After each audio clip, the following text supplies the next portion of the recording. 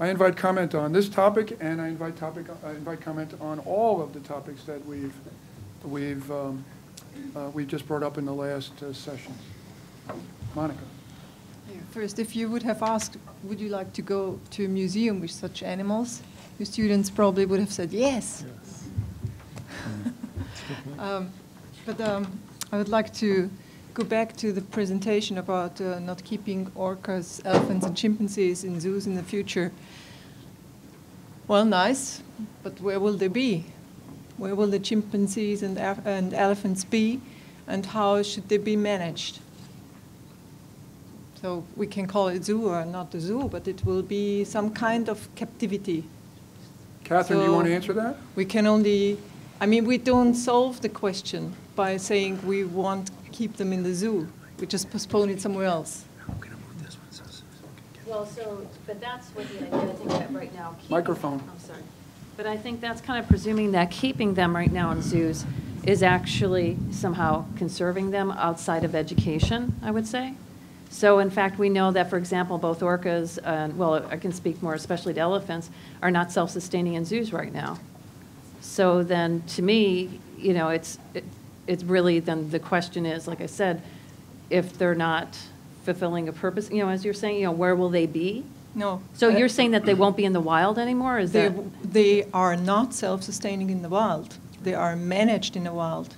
So it's just a gradual distinction between zoo and the wild, well, or semi-wild, right, what I call it. Right. And we still have to think about the same questions, whether it's in a zoo or in the semi-wild. How are we going to manage these animals in an ethical way? Mm-hmm. Jeff Bonner.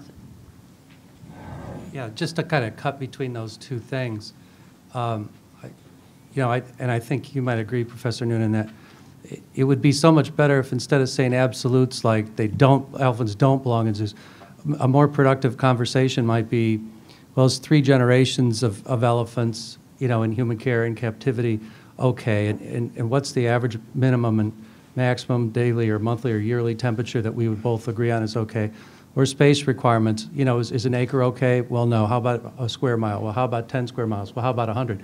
But make no mistake, she's absolutely right. You know, elephants are captive in the Kruger.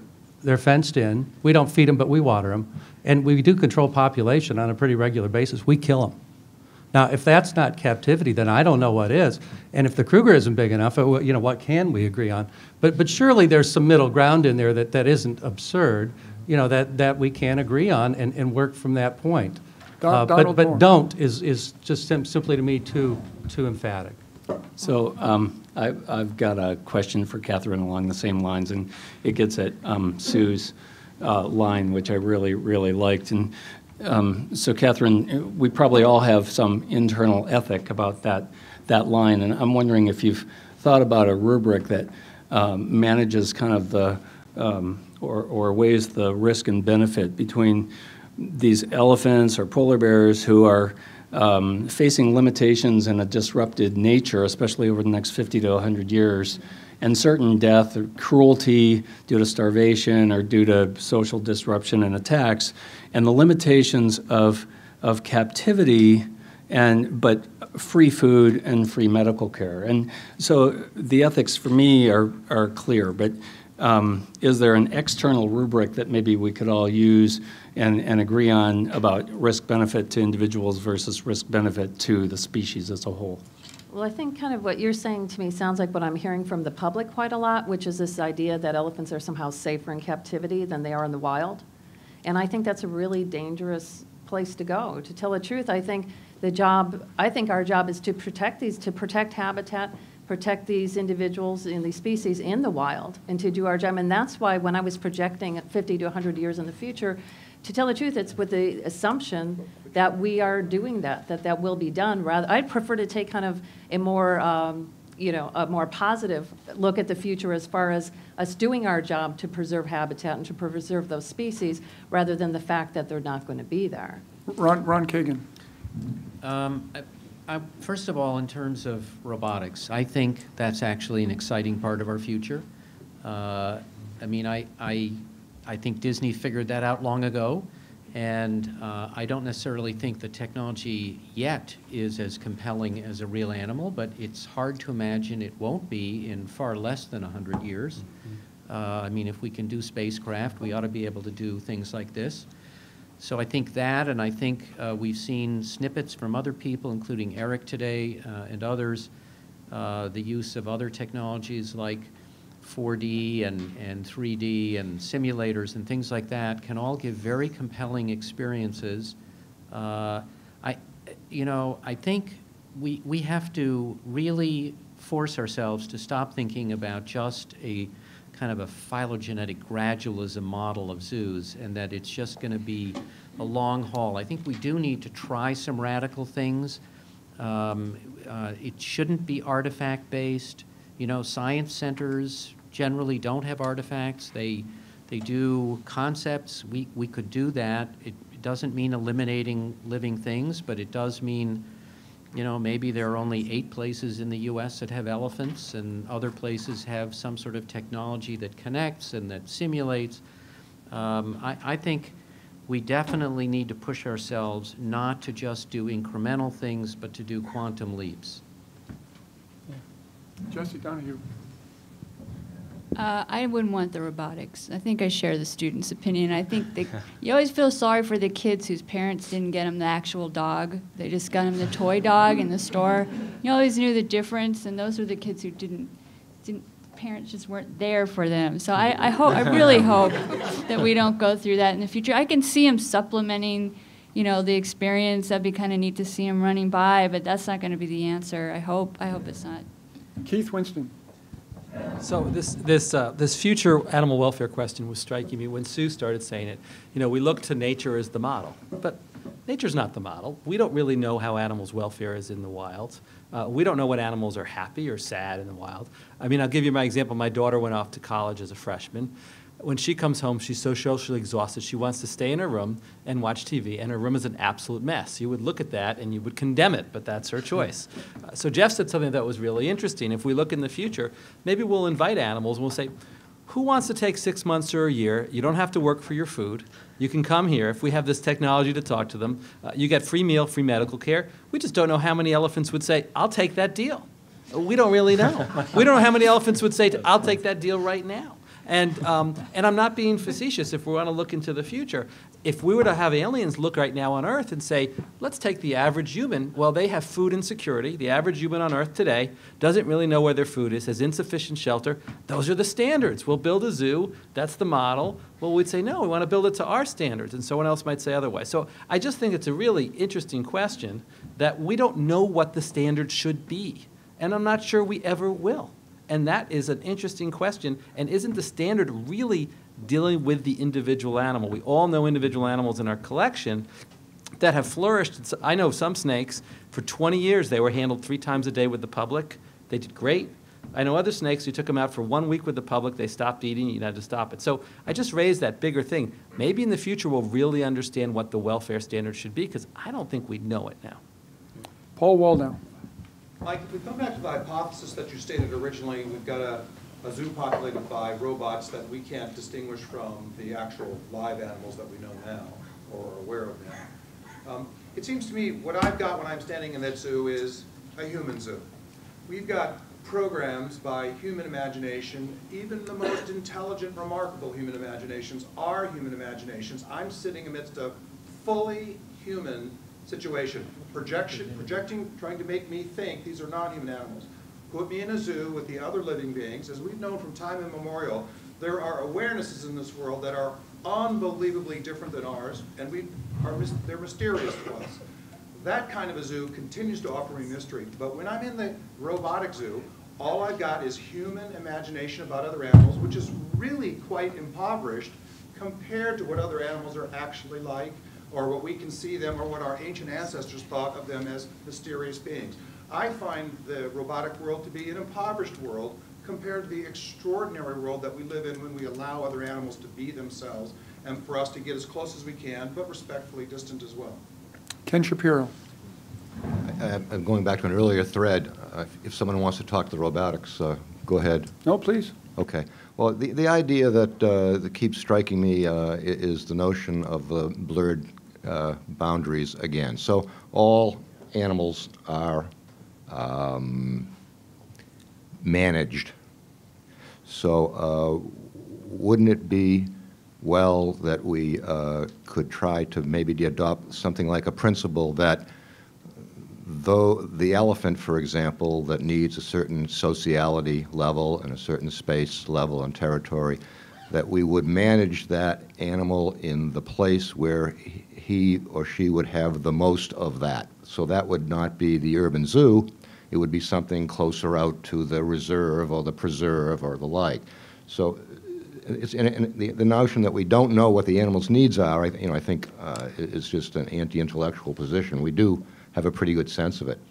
So all I'm suggesting is that we try to push the animals back to a place where they live as themselves rather than a robotic, totally, we try to minimize our management. I'm going to go, Sue Margulis, because I think she's going to speak to that point. Well, somewhat to that point, I think whenever we create an environment for animals in the zoo, whether it's an amazing immersion exhibit or a holographic exhibit in the future, we're assuming that where we find animals today in the wild is where they would choose to be. And chances are those animals are not in their optimum environment. They're in whatever is left. So even when we try to create the best possible environment for the animals, we're probably not doing it. So we have to do the best we can and base it on what we believe to be the best welfare for those animals. But the chances that we're actually hitting it, it's very questionable. Can I just challenge one thing on that, though? We're still thinking about the charismatic megavertebrates when we have this discussion. Right. Most wildlife is not big. You know, there are probably 10,000 mice that live underground in this property.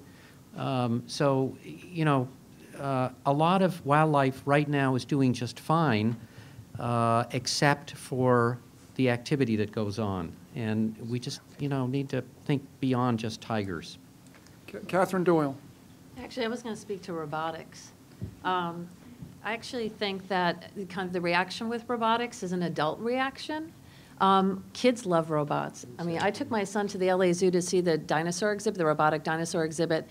I mean, he would have gone like every day of the week. He thought it was awesome. And I mean, partially because it's dinosaurs, but also if you want to talk about up close and personal, you know, you're right up there with them, and then they were triggered. There was a motion, you know, sensor, so that, you know, they would just be triggered, you know, suddenly.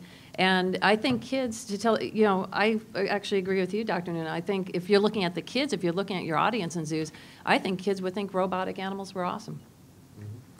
I want to ask at least one of the questions from the audience. I think this is, it goes to the heart of our zoo mission question and that topic. Do the sacrifices made by ambassador individuals in a species genuinely promote public awareness and empathy that helps promote the conservation of the species so that the greater good of the species makes holding them in zoos actually worth any imposition on their lives? Is their captivity justified by the good they do in serving as ambassadors? John Fraser. Again, the ambassador species, the idea that we put an animal in a zoo in order for people to care about his cousin, brother, something out in the wild is just a failed idea. It's a limited way of thinking about moral development. When you think about an ambassador who's actually in politics, their job is not to be the simulacra of their friend sitting at home drinking coffee back in Czechoslovakia or whatever, right? That they're really there to do some kind of political service. But I think that when we think about ambassador animals, we need to reconsider what their job is in terms of physically relating as individuals to people. So even with robots, and with the conversation here got into two pieces. It's like the robot versus the animal. And what I was trying to suggest is that we are looking into a future of wetware, where it is not a robot or an animal, it's both. The animal has robotic elements to it, just like, you know, we're getting implants, and that those can be much more integrated into, you know, the cerebellum, that the brain can function as part of a robot, and that the conductivity of that meat is actually in service to the robot. So we're actually in a place where we need to ask questions about, are we looking at ambassador animals in terms of their emotional and their capacity to build a conservation mind in the visitor to the zoo, not do they represent some foreign species living in an impoverished land? I love the way you answer these questions and teach us how to think even outside the box and further forward. But help me make sure I understand, and let me also ask, I'm going to put this question to Catherine, but I want everybody to answer it. I've heard, I work in the, I move in the marine mammal world, and I have often heard that seeing orcas in captivity or belugas or dolphins does far more good with more people than is ever possible via whale watching. That in fact, if you took 1 million people whale watching, you would do more harm than good. But when you have 1 million people go to SeaWorld or wherever, who genuinely, it is argued, form an affection for orcas, will therefore vote in favor of conservation, will therefore contribute in favor of conservation, that life of those orcas in the, and I don't mean to pick on SeaWorld, in the, you name your seaquarium, makes their life in captivity worth it. Catherine Doran. Well, I think what I have to do is look at the experience of the individual. I would say with orcas, definitely no. I mean, and I think it's just, in a lot of these conversations, I feel like the non-human animal is always left out of it somehow. And that's just one more way. There's a discussion of, are they ambassadors? Are they not ambassadors? Are we justified in keeping them in zoos and marine parks if we think people are somehow educated, or maybe they do or don't make the connection? But if you're looking at the individual and the welfare, and not just in the experience of the individual, and whether or not that individual's needs are being met, then like I said, then I would have to say no. Sure. To support that, I'd point out that we managed to pass legislation saving whales without having any blue whales on live exhibit anywhere. So I don't think we need the killer whales in order to save the killer whales. Jesse Donahue. And if we're still talking about the future, it seems to me that we're imagining our same old clunky boat setting out there, but maybe we have something else that can go out there and faster, lighter, quieter in the future, and more, rapid trips, that kind of thing, that might be the way to go. By the way, I've received over the course of these 5 minutes, half a dozen now, questions and comments, nearly all of which skeptical about robotic, the robots coming. Except for John Fraser and I, apparently none of you are going to sign up for the cerebellar implant. He and I are going to fight to be first on the list, because I really look forward to having a device that I can control, but there is concern that having robots, in comments, having robots will devalue the animals, will make a perception that they are in fact just machines, and that they're sort of less than us. And there is even questions about whether, why are we talking about human robots, why animal robots, why not human, non-human versus human. And of course the futurists are talking about having human robots. I think in fact there's everybody thinks about that, and that will be very interesting. I think I got that point. I'm sorry, I beg your pardon. Yeah, I just wanted to, I'll support you there, Mike, on the robots. I would just do a thought experiment. Imagine that there were 2 Bengal tigers in this room right now that were wandering around doing whatever they wanted. They were warm, they purred, they came up behind you. Who would not want that? I think it would be awesome. Jeff Bonner, then Paul Waldo. Real or robotic? I don't care. I know they're not Bengal tigers. If I could just take a dig at academics, since I'll just leave that there. No, listen, there's been some picking on zoos, so let's pick on academics. It's our turn, for sure. And the first thing I would say is you raised a lot of questions that have to do with affective transformation and what is the effect on the visitor, whether it be robotic or a real animal. And the fact of the matter is, you guys aren't producing anybody that's helping us study that, and that's hardly an exaggeration. I've had a full timeline for somebody to do nothing but affective transformation for a year now, and finally I'm getting close to filling it. And I think it's the paradigm that we grew up in was all about cognitive transformation, cognitive gain. and wasn't ever about affect. And I use this example all the time. What teacher do you guys remember the most? You know, was it the one that taught you the most geometry, or is it the one that inspired you? I mean, everybody's going to say it's the one that inspired me, and that's really about affective transformation. So a lot of these questions could be answered if you guys would just get yourself in gear. Well, I guarantee you that there's the ears of 10 graduate students just perked up that you have a position on this anthrozoological It's topic. getting late. We're down to our final candidate. No, I understand. cracking. A little late, but next one. Paul, you were next. You still want to go? The other day, I tried to describe ethics as a process, saying what if you can take time to, in an analytical sense, look at the justification, bring it into the light of day. The orcas in captivity versus whale watching with those numbers, Mike, you're saying that overall, the captivity circumstance may produce better results. It's a straight-out utilitarian calculation, straight-out utilitarian. That has an insight. We use utilitarian decisions every day of our lives. Sure. But this one's an odd one. We don't really know the realities of the individuals in captivity. But what we've done is, for our purpose of conservation, make a deal for them. We call them ambassadors. Our ambassadors, if you open gates, don't run away. You open the gates, these ones will run away. We don't know their realities. We're running a calculation that's extremely complicated. And it's a very human calculation about other living beings. We would never accept it for humans. It is a peculiar, because we know our complexities, we don't know theirs. That's why, ethically, it's troubling if we don't bring that to light. Okay. After Hurricane Andrew, when the fences went down at the Miami Zoo, the next morning, the animals were in the same place they would be if there was no gate there.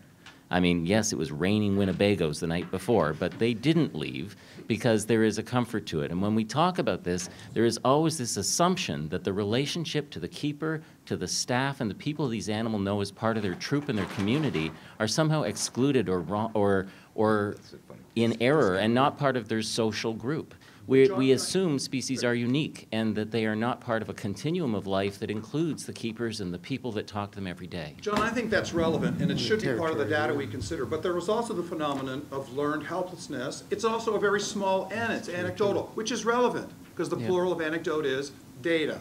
But running that generally, they will more often go than stay. But they do sometimes stay. We need to plumb that for what it actually is. So Don Moore, then Ron Kagan, then John Coe. Paul just made my point. So I was at MIT Media Lab about 10 years ago, where we had a conference, and a guy had developed kind of a cartoon and computerized game with a border collie. And I've worked with real border collies, so I was able to put on the headset and the gloves and work with that border collie and make it herd sheep through Castle Keep and all of that stuff. But it wasn't nearly as rewarding as working with a live border collie and live sheep. So I choose the live animals. But I use that as an example to say that, to lead into this notion of, having animals in captivity or the wild. And I am pessimistic about the next 100 years, even though I'm optimistic about what zoos can do, what role they can play for conservation. And the reason I'm pessimistic is because of the elephants in Malaysia and how fast they're declining, and the fact that elephants in Sumatra are going to go extinct in the next 10 years. Biodiversity is in trouble. We're headed for a severely biodiverse, impoverished planet. And I don't want to live in a biodiverse, impoverished planet. And the reason that we're going there is partly because people are impoverished ethically. So, farmers were getting rid of prairie dogs, and black-footed ferrets were going extinct, and the entire prairie ecosystem was going extinct, and people didn't want to bring black-footed ferrets into captivity because it was an awful place for them. Guess what? We've produced over 500 black-footed ferrets. We've saved prairie dog towns, and black-footed ferrets are out in the wild. People didn't want to bring condors into captivity because it was better for them to go extinct. Guess what? We brought them into captivity, and after only having a few condors, California condors, they're back out there in the wild. And if you see a condor soaring in the sky and you don't cry when you see that because it's a magnificent sight, then you're ethically impoverished also, and I feel sorry for you. Wow. Ron Kagan. Yeah, so just a couple of quick points. I think it's naive, and I'm not trying to be combative here, but I think it's very naive to think that most animals that live in zoos were they given the option to leave, and leaving to an urban landscape is obviously not a viable option in the eyes of a tiger. It's going to see that as a very challenged environment. That doesn't mean they want to stay in a zoo. So that, I think, is a little unfair to suggest because of some situations they want to stay. Also, just a reminder, we keep using human terms like ambassadors. It obviously is meaningless to the animals. So ambassador means you've either been asked or you volunteered to do something. The animals have not volunteered for anything. I obviously think life in a zoo can be good for animals. I'm just concerned that we get a little loose with some of our ideas. John Coe. Well, several thoughts. Rather than ambassadors and other such terms, I've always thought of zoo animals as refugees. They're strangers in a strange land through no fault of their own. Most of them cannot go home. So what's our obligation to them? And how do we meet their needs as best we can? Something better than a permanent 5-generation refugee camp, perhaps. But to me, that's really calling it the way it is, and it's going to get better before it gets worse. In the next 100 years, it's going to get very much worse.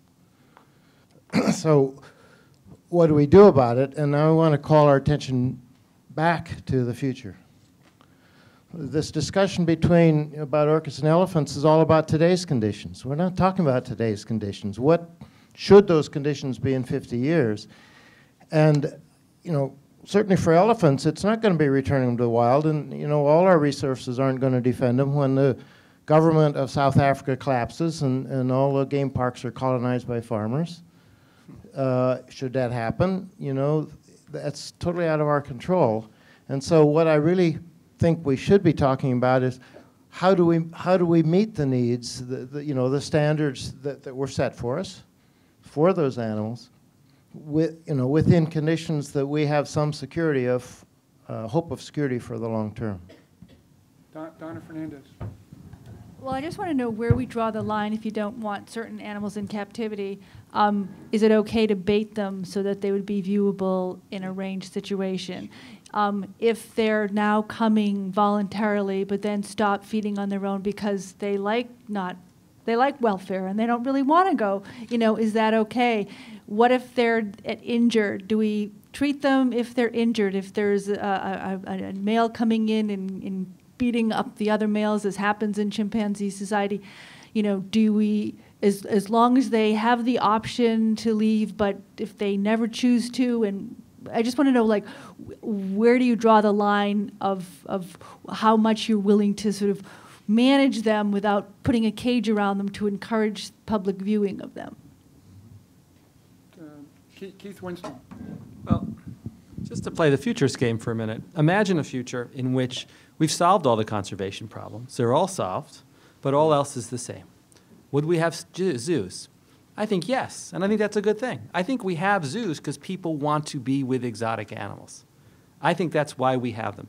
We love to justify them for the conservation, but that's not why they came, and that's not why they're here, right? It's an important part of what we do when we feel good about that, but it's because the little boy down the street wants to see a kangaroo, and the little girl down the street wants to hold a boa constrictor. And I don't think there's anything wrong with that. And I think this whole idea that we have to justify it, I think we all draw a line, as Sue said it. And really, we have different comfort zones. We're each different. How much are we willing to put upon animals to make that happen? Quite frankly, for all of you who ate a hamburger today or the past month or wore leather and things, I think it's fairly hypocritical. Now, there are some people who live really animal pristine lives. But even they, I'm sure I could find all the impacts that they have and say, well, look at all the small mammals that were slaughtered so you could eat. Just kill yourself now and save the suffering. And you'd be feeding all those invertebrates. So, that's the thing. I don't think we need to justify that we have to justify it at a certain point, and we draw that line differently. But I think the real question is, do you feel zoos in themselves shouldn't exist or should they exist? Because the justifications aren't as important as that final piece. And going back to what you said, I want a community where people get to experience animals. And, you know, that's my line. Everyone draws it differently, but we're all sitting heavily on the earth in doing different ways. Okay, I have my eye on the clock, and I do want to leave one question asked and answered. Will the future zoos, I asked this to the whole panel, but particularly to zoo people, will future zoos have mastodons? No. If you could, as a zoo director, if you were offered a mastodon, would you take it? Would drive the gate. I would. It would drive the gate. That's one. Well, only because it's a part of the local heritage. They had mastodons in this area, so I think it would be a good one for here. There isn't a zoo director. John Coe? Yes, certainly, but it may not be in what we consider a zoo today.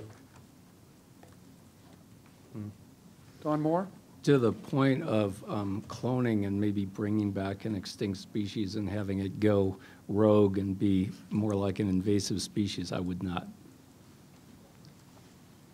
I actually I had to make this decision, because after we were the first to do artificial insemination of an African, somebody else did Asians first, and then they recovered a carcass that had been in the permafrost, and they said, if the sex cells are intact, would you go ahead and let us, you know, use your elephant as a surrogate? And we said no. But to this day, I don't know why. So.